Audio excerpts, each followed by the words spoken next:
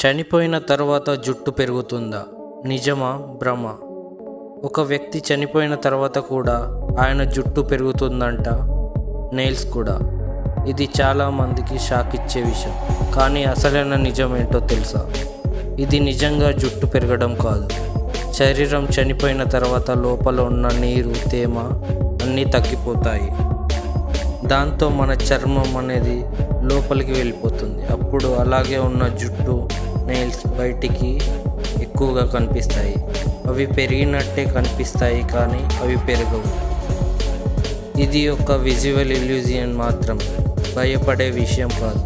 ఇది శాస్త్రవేత్తలు చెప్పిన నిజం. కనుక చనిపోయాక జుట్టు పెరుగుతుంది అనేది ఒక అపోహ మాత్రమే, నిజం కాదు.